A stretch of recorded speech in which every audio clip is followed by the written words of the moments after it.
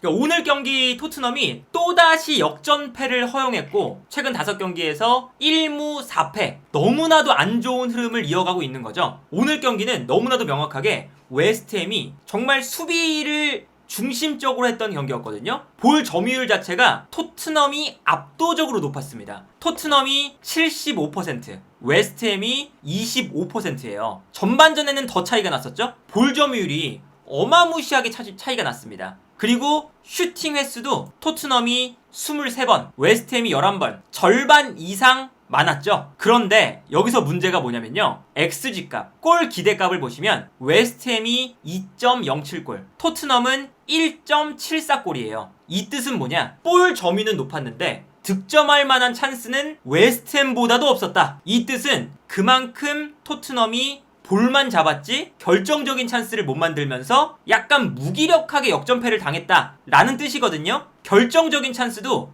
웨스트햄은 3번, 토트넘은 1번입니다. 이거는 토트넘이 정말 문제가 크다는 것을 여기서 이제 알 수가 있는 거고, 이게 문제가 되는 것 중에 하나가 1무 4패를 하는 동안 다 역전을 당했어요. 선제골은 먼저 넣어놓고 실점을 했죠. 그러니까 이 수비 라인에서의 미스라던가 집중력 부족, 이런 것들이 분명히 지적을 당할 수가 있는데, 그렇다고 해서 공격이 괜찮냐? 이것도 아니라는 거예요. 더더욱의 이제 문제가 뭐냐면 메디슨이 없으니까 요 라인 사이에서 찬스 메이킹을 해줄 수 있는 선수가 없습니다. 특히나 오늘 같은 경우는 웨스트햄이 거의 모든 선수가 박스 주변에 밀집해 있죠. 그러면 여기서 이제 가장 중요한 게 요 라인 사이에서 손흥민, 아니면 뭐 로셀소, 포로, 그리고 뭐 상황에 따라서는 우도기가 올라올 때도 있고요. 요 라인 사이에 위치하는 선수들이 창의적인 찬스 메이킹이 돼야 됩니다. 그런데 오늘 경기 이제 그 쭉 놓고 보시면 손흥민을 제외하고는 번뜩 있는 장면을 만들 수 있는 선수가 부족하다는 게 너무나도 많이 느껴져요. 그러니까 오늘 경기에서 포스테코글루 감독의 전략은 이 웨스트햄의 수비 라인이 너무나 밀집해 있으니까 브레넌 존슨과 쿨루셉스키가 측면을 넓게 쓰고, 수비가 끌려 나올 때 포로라던가 우도기, 뭐 로셀소, 이런 선수들이 이 공간 사이사이로 들어가면서 공간을 활용한다, 이런 거였잖아요. 그리고 이때 수비가 끌려나갈 때 뒷공간으로 침투해 들어간다거나 요런 게 나오는 건데, 여기서 워낙에 공간이 없으니까 오늘 어떤 모습들이 나오냐면 우독이라던가 포로라던가 이 주변에 있는 선수들이 수비를 끌고 들어갑니다. 수비를 끌고 들어가면 손흥민 선수가 요 앞공간으로 나오면서 볼을 받아주게 되죠. 그리고 손흥민 선수가 요 앞공간에서 볼을 받았을 때 뛰어들어가는 선수를 향해 원터치로 내주는 패스가 들어가면서 여기서 이제 좋은 찬스가 만들어지는 장면들이 종종 나오거든요. 그런데 손흥민 선수가 저런 패스를 만들어주긴 하지만 저기서 손흥민 선수가 뭐 전문적인 플레이메이커라던가 창의적인 플레이가 강점인 선수까지는 아니죠. 그러다 보니까 어느 정도 한계는 존재해요. 이 장면을 보시면요, 브레넌 존슨이 중앙 지역으로 접고 들어올 때 이때 우도기가 순간적으로 손흥민의 근처로 올라옵니다. 그 다음에 안쪽으로 뛰어 들어가면서 수비를 뒷걸음질치게 만들고 있어요. 그러니까 이 앞에 공간이 발생을 하고요, 이때 손흥민 선수가 앞으로 뛰어 내려오면서 여기서 볼을 잡는 거죠. 그 다음에 손흥민 선수가 내려와서 볼을 받은 다음에 앞쪽에 있는 우도기에게 원터치로 볼을 내주는 장면을 볼 수가 있습니다. 요런 이제 플레이가 유일하게 이 라인 사이에서 뭔가 창의적인 패스가 들어가거나 공격적인 패스가 들어가는 장면이거든요. 그러니까 메디슨의 역할을 손흥민 선수가 일부분은 이제 대체를 한다고 볼 수가 있는 게 이런 장면입니다. 손흥민 선수가 순간적으로 약간 내려와줘요. 그러니까 이번 시즌에 메디슨이 있을 때는 이런 장면이 안 나왔는데, 손흥민 선수가 메디슨이 없으니까 자연스럽게 좀 내려오는 빈도가 늘어나기 시작합니다. 그 다음에 우도기가 좀 올라가 주고요. 이때 손흥민에게 패스가 들어가면 손흥민 선수가 볼을 받아서 마치 메디슨처럼 볼을 받은 다음에 뛰어 올라가는 우도기에게 아주 멋들어진 공간 패스를 넣어주는 걸 볼 수가 있죠. 그러니까 이런 패스가 들어가면서 그래도 손흥민이 내려와서 풀어주고 뭔가 만들어주고 이런 장면들을 만들어주기는 하는데, 박스 안에 선수가 너무 많다 보니까 이게 토트넘 입장에서도 좋은 찬스를 만들기가 매우 어려웠어요. 이 장면도 보시면 웨스트햄의 수비가 정말 빽빽하게 밀집해 있죠. 요 좁은 공간 사이에 거의 모든 선수가 밀집해 있어요. 그러다 보니까 토트넘 입장에서도 요 좁은 공간에서 패스를 주고받기가 약간은 힘듭니다. 그러니까 이 장면에서도 패스가 안쪽으로 들어왔을 때 포로가 받아서 로셀소가 받아서 손흥민, 이렇게 주고받는 패턴이 나오는데, 여기서 패스를 주고받다가 좁은 공간이다 보니 웨스트햄의 압박을 강하게 받게 되고, 그러다 보니까 터치 미스가 나오면서 볼을 빼앗기는 장면이 나오죠.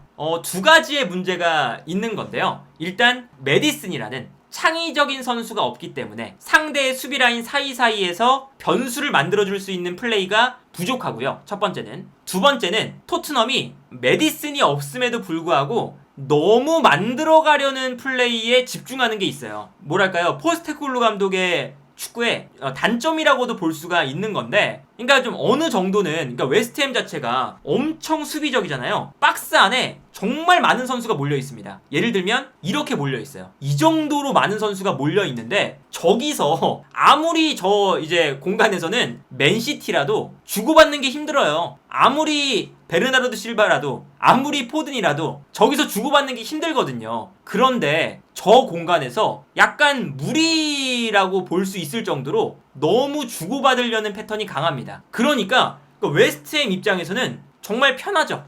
본인들이 이제 좁게 만들어 놓은 상태에서 이 좁은 공간에서 심지어 뭐 슈팅을 하는 것도 아니고 한 번에 크로스가 올라오는 것도 아니고 계속 주고받으려고 하니까 자연스럽게 중거리 슈팅이 많이 나오는데, 포로라던가 뭐 오늘 비수마라던가 사르라던가 호이비에르라던가 이런 이제 중거리 슈팅을 시도했던 선수들의 중거리 슈팅도 별로 좋지 않았고요. 그러니까 이게 오늘 경기 전체적으로 보면 약간 이번 시즌에 가져왔던 컨셉 자체가 너무 좋잖아요. 공격적인 주도를 하고 만들어가는 플레이를 하고 우리가 가지고 있는 공격 패턴을 통해서 상대 수비를 무너뜨린다. 이런 것들은 너무 좋은데, 이렇게 밀집 수비를 상대로 과도할 정도로 패스를 주고받는 것은 오히려 역효과다 라는 것을 이제 오늘 경기에서 좀 볼 수가 있지 않았나 라는 생각이 들고요. 그러다 보니까 오늘 경기에서 그래도 손흥민 선수가 만들어주는 공간들이 있어요.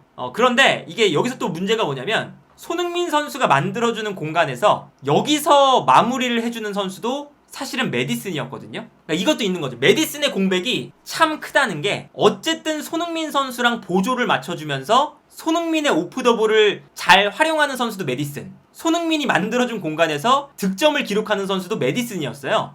그런데 이제 오늘 경기 보시면 손흥민 선수가 최전방에서 열심히 전방으로 뛰어나가고 있습니다. 그러니까 상대 수비가 뒷걸음질을 치고 있죠. 그리고 뒷걸음질을 치니까 미드필더 라인과 수비 라인의 거리가 멀어지면서 쿨루셉스키가 볼을 끌고 올라올 수 있는 충분한 여유가 생겨요. 이 움직임이 너무나 좋았기 때문에 손흥민 선수가 계속 수비를 끌고 들어가고, 이때 쿨루셉스키가 편안하게 볼을 끌고 올라오고, 이때 반대편의 브레넌 존슨, 중앙지역의 로셀소, 좋은 공간들이 만들어지거든요. 손흥민 선수에게 수비가 쏠리니까. 그러다 보니까 여기서 쿨루셉스키가 볼을 끌고 올라와서 반대편에 있는 브레넌 존슨에게 아주 좋은 패스를 넘겨줍니다. 그런데 여기서 마무리가 너무나도 좋지 않죠. 이 마무리의 임팩트도 손흥민을 제외하면 메디슨이 가장 좋은 선수였거든요. 근데 메디슨이 없으니까 이제 마무리를 해줄 수 있는 선수가 쿨루셉스키, 브레넌 존슨, 누군가는 있어야 되는데 손흥민을 제외하면 마무리를 해줄 수 있는 선수도 없다. 그러니까 이게 여러 가지 측면에서 오늘 토트넘이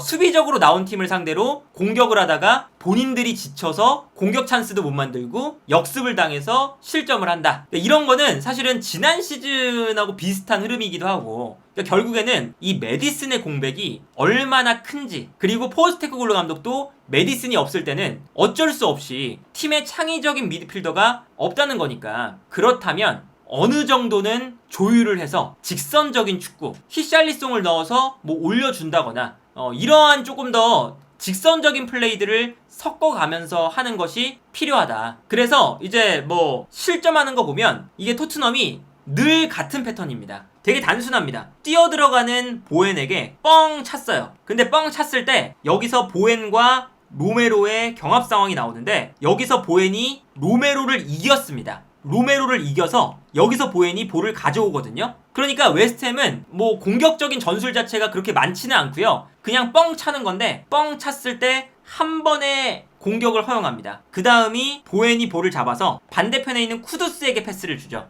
그 다음에 쿠두스가 볼을 잡았을 때 볼을 가지고 중앙으로 들어오거든요. 그래서 이 다음 장면을 보면 쿠두스가 중앙 지역으로 들어와서 슈팅을 하는데, 슈팅이 로메로의 몸에 맞고 벤 데이비스의 몸에 맞고 정말 운도 안 좋게 뛰어나가고 있는 보엔에게 떨어져요. 토트넘의 운도 안 좋고 이게 결합이 되면서 볼이 보엔의 발 앞으로 떨어지죠. 그 다음에 이거 득점 나오고, 이 장면도 있었고, 두 번째 실점 장면도 보세요. 이거는 정말 집중력 부재죠. 우도기가 볼을 잡았을 때 보엔의 움직임 보세요. 보엔이 바깥에 있었거든요. 바깥에 있다가 안쪽으로 들어오면서 일부러 오프사이드를 피합니다. 그 다음에 우도기가 백패스를 주자마자 뛰기 시작해요. 그러니까 보엔이 괜히 보급형 손흥민이라고 불리는 게 아니거든요. 보엔의 이 라인 브레이킹 능력, 공간 찾아 들어가는 능력, 이런 게 되게 영리해요. 그래서 이 장면에서도 우도기가 백패스할 때 보엔의 움직임이 너무 좋았고, 그러다 보니까 우도기의 결정적인 실책 때문에 비카리오가 나와서 아슬아슬하게 끊어낼 수밖에 없는 장면이 나오고, 근데 여기서도 집중력이 부족한 게 우도기의 백패스도 백패스인데 여기서 벤 데이비스도 있었고요, 로메로도 있었습니다. 그런데 넋 놓고 있다가 뛰어 들어오는 워드 프라우스에게 그냥 세컨볼을 내주죠. 그래서 세컨볼도 워드 프라우스에게 넘어가서 워드 프라우스가 슈팅. 근데 이것도 운이 좋았죠. 골대를 맞고 나와서 다시 워드 프라우스가 골대를 맞고 나온 볼을 밀어넣는 장면까지 나옵니다. 토트넘의 집중력이 부족했기 때문에 로메로가 첫 번째 골에서 보엔에게 완전히 이제 당했고, 그 다음에 쿠두스의 슈팅이